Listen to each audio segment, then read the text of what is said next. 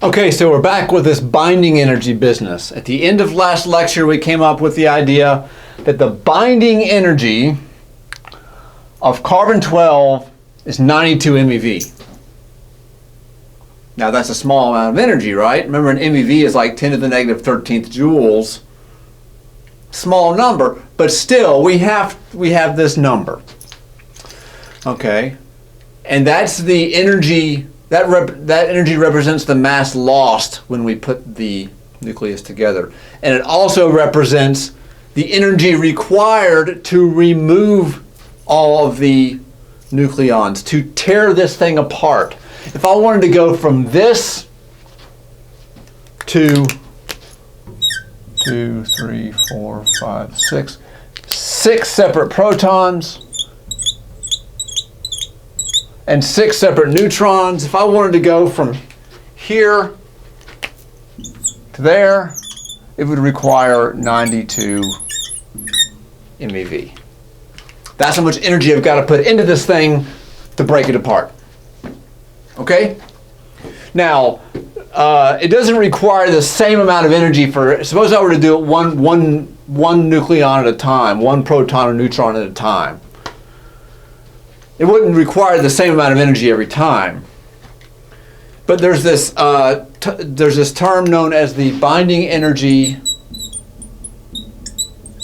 per nucleon, BE over A. Now, BE, I don't have my textbook with me here right now tonight. I can't remember if that's not the symbol they use in the book. I can't remember if they use E sub B or just plain old B. I'll check it and we'll get it right tomorrow. But right now I can't remember, so I just call it BE. And for this video, we'll call it BE. Okay, so the binding energy per nucleon tells you on average how much it takes per nucleon to take it apart. So if I reach in and I pull the first one out, how much on average energy is going to require for me to pull a single nucleon out of this thing? So BE over A for carbon-12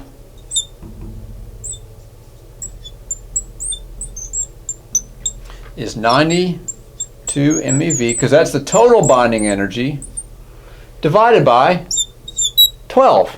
Because there are 12 nucleons, the mass number is 12. So the binding energy per nucleon for carbon-12 is 7.67 MeV. That's how much I've got to do on average to remove a single nucleon from this. Okay. That's the binding energy per nucleon. That's what that is. Binding energy per nucleon. A, remember, the nucleon number, the mass number. Okay.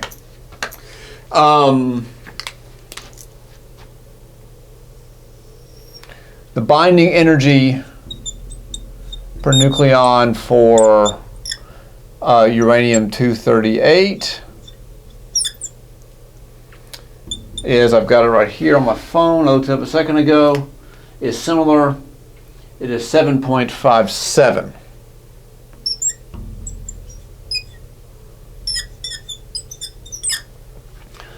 Okay, so for these two nucleons, for carbon-12 and for uranium-238, the two stable nuclei we've been talking about here in chapter 29, they have similar binding energies. But not all nuclei have the same binding energy. Okay, or the same binding energy per nucleon. So, I'll draw a graph here for you. Gotta draw graphs, love graphs. All right, let me darken this a little bit.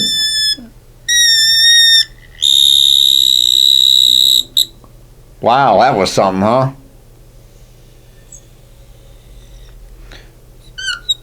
So on the x-axis, we have the atomic number. We have Z. So we're going out along the periodic table, starting with hydrogen here, moving up, you know, through helium and then beryllium, lithium, then beryllium, and boron and carbon and oxygen and nitrogen, all the way up here, all the way up to like plutonium and stuff like that. And on this axis, we have binding energy per nucleon. The curve looks something like this. Okay, so this is going to be like one. Let me get this right here. So I have 100 about here. I have 200 about here for the really heavy nuclei. Okay. Actually, I think that should be A. This should be A. My bad. It still gets larger. You still start with hydrogen here and move on out to the really heavy elements as you go out rightward on the x-axis. Okay, but to be clear, this is A. Okay, so uranium-238 is way up here somewhere. Okay, uranium-238 will, you know, phosphorus-30 would be about in here somewhere. You know, carbon-12 is way down here. So these are the mass numbers on the x-axis. What you end up getting is something like this. So we're going to say this is about 5. This is about 10. You end up getting a little spike right here, and it goes down. And then it goes up. Let me get this just right here. It goes up and peaks about like this. That's a little bit high, actually.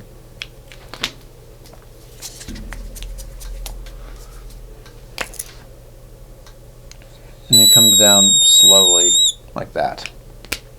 Okay, let me redraw that maybe a slightly different color so it'll show up a little better. This peak here is helium-4.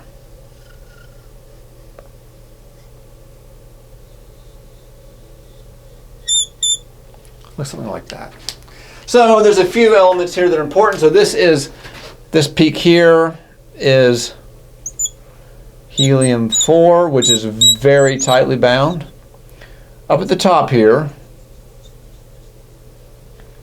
is iron 52.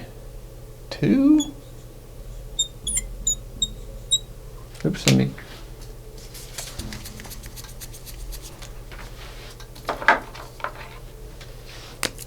me see. Give me a second. I know this is very exciting for you at home.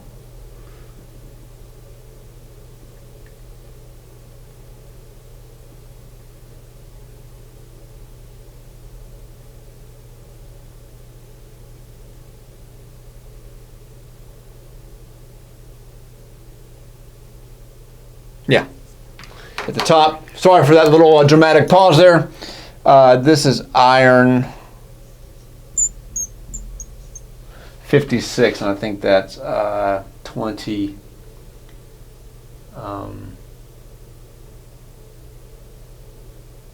Yeah, 26. At the top is iron 56. So our uranium is out here somewhere. Sorry, out here. Uranium 238, and our carbon-12 is about here somewhere.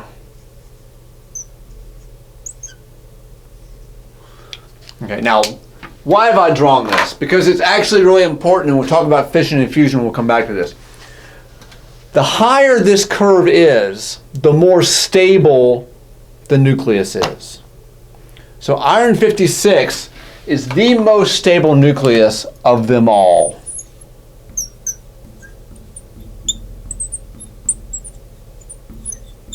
It requires more energy to tear that thing apart per nucleon than any other nucleus. Its value is 8.78.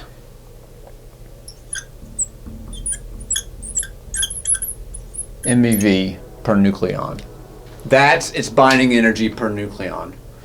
So the lower, as we go out, we're going up in A, we're going up in mass number, so we're looking at higher and heavier nuclei. Helium-4 is very strongly bound, but not nearly so strongly bound as iron 56. Okay. So the ones down here are very loosely bound. The ones up here, this is a pretty stable plateau right here. Okay, but this is the most stable of all of them. Okay, it requires more energy per particle to tear apart iron-56 than any other nucleus. Okay, that's it for this lecture. We'll be back.